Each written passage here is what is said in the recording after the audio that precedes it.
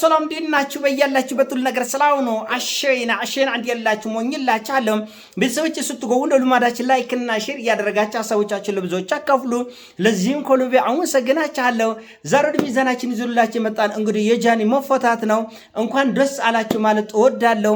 ከዚህ በፊትም ከዚህ በኋላም ህዝብን ለምትሰድቡ፣ ለምታንጓጥጡ፣ ለምታንቋሽሹ ጋጠወጦች ሁሉ እንኳን ደስ አላችሁ። ምክንያቱም ከተሳደባችሁ ካንጓጠጣችሁ በኋላ በቃ ኮዶበራችሁ ይቁርታ ትላላችሁ፣ የሚዲያ ጫጫታ ታስነሳላችሁ፣ ተፈታላችሁ። እውነታው ይሄ ነው። አበቃ። እውነታው ይሄ ነው። ስለዚህ ጃኒ እንደዚህ ህዝብን አንጋጣ የምትፈታ ከሆነ ነገ ዳልቻም ቢታሰር እንደዚህ ይፈታል ማለት ነው። ነገ እንደዚህ መጣቀራኔ እንማኛ ቢታሰር ይፈታል ማለት ነው። ለምን ሚዲያ ላይ ወከባ ታስነሳለህ? ከአውሮፓ እስከ አሜሪካ እስከ እንግሊዝ ድረስ እስከ አገር ውስጥ ጉርጉር ትፈጥራለህ። ህግ የያዘው ጉዳይ ቲክቶከር ሊፈታ አይችልም። እንዴት ነው ነገ ሌሎችን የምንጠይቅ? እንዴት ነው ህግን ሰው የጫጫታ ጉርግር ስለተነሳ ህግ መላ የለውም። ህግ መላ ያለው ራሱ ህግ ነው እንጂ ጉርግር ለህግ መላ ሆኖ አያውቅም። ነገ ሌሎች እንዴት ነው የሚጠየቁት ታዲያ? ህዝብን ያንቋሸሸ ያንጓጠጠ፣ እርስ በርስ ያነኳከሰ ያጎዳደለ። ስለዚህ ማጣቆራሪ ምንም የሚያስጠይቀው ጉዳይ የለም ማለት ነው በህግ። ስለዚህ የኒማኛ ምን እንደዳለቻ ምን ጅጅከያ የሚያስጠይቅ ምንም ነገር የላቸውም ማለት ነው። በይቅርታ እናምናለን ብላቻል። ሌላውንም ወንጀለኛ ለምን በይቅርታ አትፈቱትም ታዲያ? እንደዛ ከሆነ ግርግር ያስነሳ ወከባ ትፈጥራለህ። ከዛ በኋላ ትለቀቃለህ። የህግ የበላይነት የሚባለው የቱ ጋር ነው? ህግ የሚዳኘው የቱ ጋር ነው? እና በጣም የሚገርም ነገር ነው። እኔ የሚገርመኝ እሷ ከተናገረች በኋላ በዛ ጉዳይ እየተናደዱ በአውሮፓ በአሜሪካ ያሉ ከሷ በላይ የድሬን ህዝብ ያንጓጠጡ ያንቋሸሹ ጥንብር ኩሱን አውጥቶ ይሳደባል። የኒማኛ ብላለሁ ምሳሌ ምን ይጎርማቻል? እሱ ብቻ አይደለም ጠንቋዮችም ናቸው። ከዛ በላይ አረ ማአት ጸያፍ ነገር እኔ አልዶግም። እነ ጂጂክያ እኔ ለመናገር የሚዘጉንነኝ ነገር ነው የተናገሩት። የድሬን ሰው በቃ አስፈራርተው ወጡ ማለት ነው። ተሳድባ ወጣች ማለት ነው። ስለዚህ ግራውንድ የለውም። በቃ ሌላው ሰው ከዚህ በኋላ መጠየቅ አይቻልም። ምክንያቱም ሚዛኑ እኩል ነው መሆን ያለበት። በቃ ይቁርታ ካለ የሚዲያ ግርግር ካስነሳ ትሎቀዋለህ። ስለዚህ ማንኛውም ሰው ነገም የአማራን ህዝብ እንደፈለገ ታንጓጥጥና የኦሮሞን ህዝብ እንደፈለገ ታንጓጥጥና የትግራይን ህዝብ እንደፈለገ ታንጓጥጥና ከዛ በኋላ ጉርግር ትፈጥራለህ፣ ድምፅ ትሆናታለህ፣ ትንጫጫለህ፣ ትጎለባበጣለህ። ጭራሽ እስር ቤት ድረስ ሂደት መስበር እኮ ነው የቀራቸው። ቲክቶከሮች ተሰብስበው ሄደ መስበር ነው የቀራቸው። እና ህግ በዚህ መልኩ ሊስተካከል አይችልም። በነገራችን ላይ ይሄን ነገር ነገ አማራ ህዝብ ላይ አንዱ ቢዶግመው የአማራ ህዝብ እንደዚህ ነው ብላ ልክ ጃኒ የድሬን ህዝብ እንደተናገረች ቢዶግመው፣ ነገ ኦሮሞ ህዝብ ላይ ቢዶግመው፣ ነገ የትግራይ ህዝብ ላይ ቢዶግመው፣ የትግራይ ህዝብ ላይ ቢዶግመው በህግ ሊጠየቅ አይችልም ማለት ነው። ለምን? አንድ በቃ እሷ ይቁርታ ብላ ተሎቃ የለው ይባላል። አንድም የሚዲያ ግርግርና ሙቀት። እኔ በጣም የጎረመኝ ከሁሉ በላይ ይሄ ሁሉ ሚዲያ ለአንድ ጋጠወጥ ሴት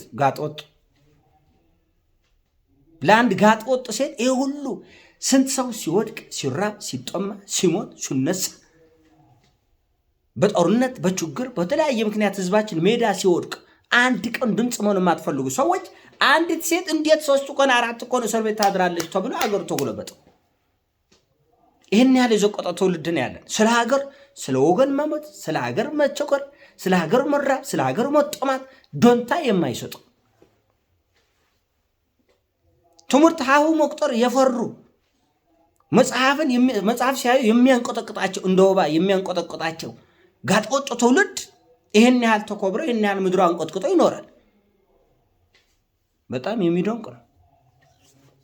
በጣም የሚደንቅ በቃ እኔ እንዲህ የተፈጠረው መሬት መንቆጥቀጥ እኮ ነው። ሚዲያ ላይ ተነሳ። ሚዲያ ሁሉ ስለሳው ነው። ማንች ያሳፍራል። እንደ ትውልድ እውነቴ ነው ማለት እኔ ሌላ ነገር አይደለም። በአጭሩ ያለንበት ያሳፍራል። አራት ነጥብ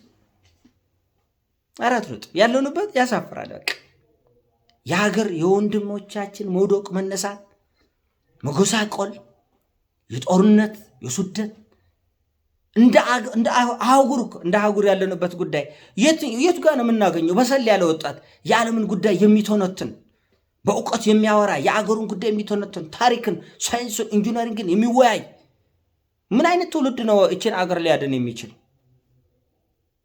ዞቅጠናል ወገን፣ ገና ነው መድኃኒቱ ገና 40 50 100 ዓመት ሊጎኝ አይችልም። የዚህ አገር በችግር በእከክ እየተሳቃየን በድህነት እየተሰቃየን እንደ አፍሪካ ነው ማለት እንደ አፍሪካ እንደ ኢትዮጵያ ብቻ አይደል። ያ ሁሉ ስንት የቤት ስራ ያለበት አገር ከባድ ነው። ግን እውነቴን ነው የምላቸው ወይ እኔ አብጃለሁ ወይ ትውልድ አብዳል፣ ወይ እኔ ልክ አይደለሁም ወይ ትውልዱ ልክ አይደለም። ልንግባባ አልቻልንም። መንገዳችን ለየቅል ሆናል። ምን አለ ህዝባችን በቸገረው ጊዜ፣ ህዝባችን በወደቀ ጊዜ፣ ህዝባችን በተጠላ ጊዜ ማዕት አርቲስት ተሰብስበው ለአንድ የሆነ ወሮ በላ ማዕት አርቲስት እኮ ነው ስለ ሀገር ሰላም፣ ህዝብ ለማስታረቅ፣ ህዝብ ለማቀራረብ፣ ለማዋደድ፣ ለማስማማት የማይሞክር አርቲስት ትልልቅ ዝነኛ ሰው አንድ የሆነ አርቲስት ሽንጉልና ድንኳን ለመስበር ሄዳል። ምኑ ጋር ነው ያለን? ጳጳስ 100 ሺዎች ሚሊዮኖችን የሚያስተምር ጳጳስ አንድ ግለሰብ ቤት ሳህን ድስቱን ባርኮ ሽንጉልና ሄዳል። ጳጳስ ይቆማል፣ ሽንጉልና ሄዳል። ቁጭ በል እንኳን አይልም። የሙሽሪት ቤተሰብ እንዴት ነው አሞጣጣች ይላል። ጳጳስ አቁሞ ማለት እንደዚህ ነው ይዘቀጥ። ይህን ያክል ነው ይዘቀጥ። ምን አይነት ትውልድ ነው የፈጠር ነው? ምን አይነት ትውልድ ነው የፈጠር ነው? ስለ ሀገር ለመወያየት ፈቃደኛ አልሆነም። አሁን የምክክር ኮሚሽን እኮ በየቦታው መድረክ ያመቻቻል፣ ህዝብ ይሰበስባል። ህዝብ ግን አይመጣም። ከመጣም ሀሳብ አይሰጡም። ያው እንደምታዩት ልጉምጉም ያለ ነው። ምሁራኖች እባካችሁ በዚህ ጉዳይ ላይ ሀሳብ ስጡ። ዙም ልጉም ስለ አንዲት ግለሰብ ግን አገር ትሮማ መሰል አገር ጉልባበት። ስለዚህ በቆላሉ መድኃኒታችን ተገኝቶ በቆላሉ እንፈወሳለን የሚለው ሀሳብ ሞለከታዊ ተአምር ካልተፈጠረበት በስተቀር ምናልባት 1000 ዓመትም ሊፈጅ ይችላል። የጉሌ ግምት ነው። ከዛም ከፍ ሊል ይችላል። በጉሌ ግምት ነው።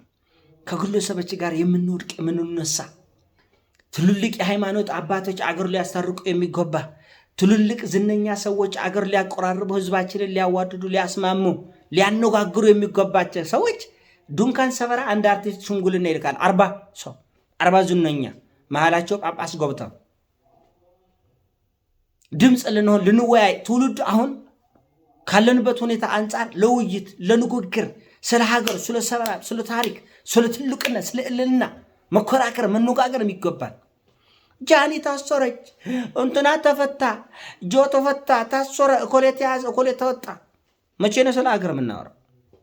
መቼ ነው እንደ ህዝብ ስለ ሀገር ሰላም እንጨነቅ? እና እንኳን ደስ አላችሁ ጋጥ ወጣች።